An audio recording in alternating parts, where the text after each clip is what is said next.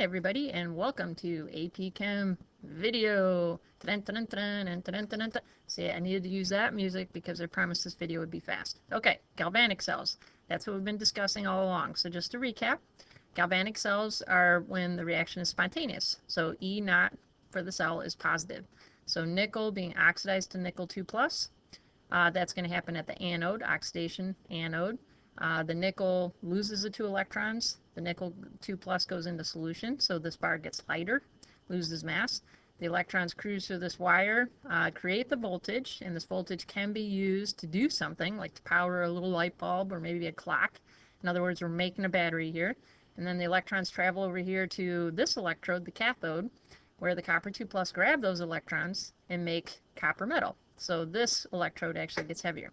You need a salt bridge to make this happen, so potassium ions, nitrate ions would be a good salt bridge.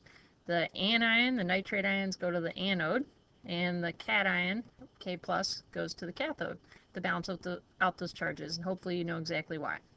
Well, today we're going to talk about electrolytic cells. In a nutshell, we're going to use electrical energy to produce a non-spontaneous reaction. So the E cell value is going to be negative, so not spontaneous reactions.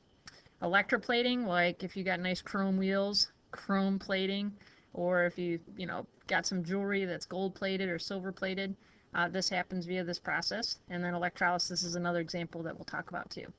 So let's take a look at an example.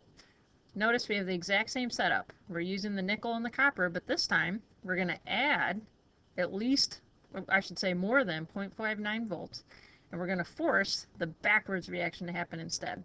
So this time, instead of the nickel being oxidized, it's actually gaining electrons and being reduced. So if the nickel's being reduced, this of course is now going to be the cathode. Okay, red cat, that's where reduction is going to take place. So the nickel 2 plus down here in solution is going to get those electrons. Okay, and this electrode's going to get heavier.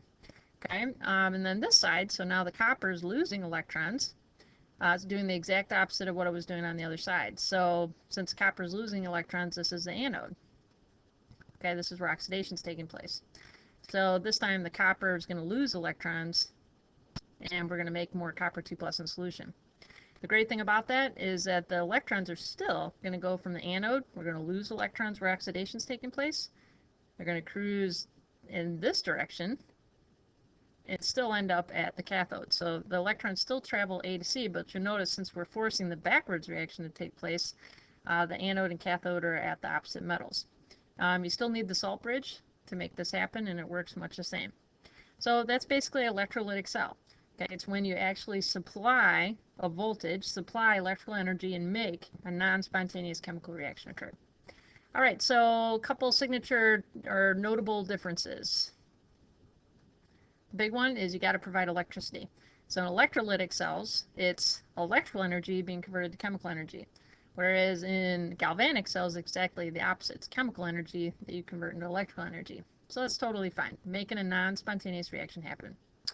The cathode and anode, as you saw, did switch, but the electrons still traveled from the anode to the cathode. Okay, your cells still know their alphabet, if you will.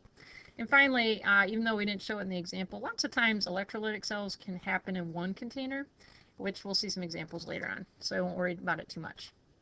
Now, there's a really important type of question that comes out of this. It's going back to electroplating. You can actually calculate how much of a metal, for example, that you could plate on another metal during this process. Okay, and you guys can probably guess, it's all based on time. So if you let electroplating happen for 5 minutes, you can plate this much metal. If you let it go for 10 minutes, well, guess what? You can plate more metal. If you let it go for 2 days, you can really plate a lot of metal on some kind of surface. Okay, so classic question. It says calculate how many grams of nickel metal, going back to that same cell we were looking at a minute ago, will be plated on the cathode if the reaction is allowed to proceed for 10 minutes at a current of 5 amps. I'm going to tell you what, this is like stoichiometry in its finest. Dimensional analysis galore. You guys are going to love this. So the key is you want to start with the time. Okay, so we're going to start with 10 minutes. Now, 10 minutes isn't very useful. We want to get that to seconds. So the first thing you need to do, I'm sure this is pretty easy, is convert that to seconds. All right, 1 minute equals 60 seconds. So now our minutes cancel out. Now we're in 60 seconds. Now, how can we go from talking about this unit of time to talking about this massive metal, or talking about, electrons, and actually getting to the stoichiometry of the reaction? Well, that's where the current comes in. Okay, this current, this 5 amps, another way to think about current is 1 amp, it's basically 1 coulomb per second. So it's how much charge can pass through a second. So instead of using amps, we're going to use coulombs per second. So now you can actually use the amps as a conversion factor. So 5 coulombs per second. Seconds are on the bottom and it cancels out. So if I stopped right here, I've figured out that in a 10-minute amount of time, this much charge is actually going to have passed through that system. All right, well now how do we convert coulombs to something that would be useful? Well, you kind of see a hint right here. That's where that funky Faraday's constant comes in. 96,500 coulombs will pass through for every 1 mole of electrons. So that's how much charge is associated with a mole of electrons. So now the coulombs cancel out with the coulombs. So I'm left with how many electrons actually passed through that wire. Well, if you think about it, electrons are a big part of all these half reactions and all these redox reactions. So now you can use electrons and convert to some amount of some substance that you're interested in. So this one says how much nickel metal. Well, going back to the half reaction or the redox reaction above, 2 moles of electrons are going to transfer for every 1 mole of nickel. And last but not least, if you can convert that to whatever you want. You can convert it to, a volume of gas if you're dealing with hydrogen per se, or in this case, you can convert that 1 mole of nickel to how much mass that would be. So when it all comes out, after 10 minutes, you'd plate about 0.91 grams of nickel on the surface of the metal in this example. All right, you're going to be doing a lot of problems like that, and let it be known that you can kind of do it backwards as well. I could say, oh, you plated this much metal, how long would it take? So be prepared to go in both directions. The key is that the current, okay, is measured in amps, and an amp is really coulombs per second. And don't forget about good old Faraday's constant, which converts from coulombs, unit of charge, to actual number of electrons. All right, I hope that was under 10 minutes. Thank you very much for listening. Good luck with your homework, and we'll see you soon.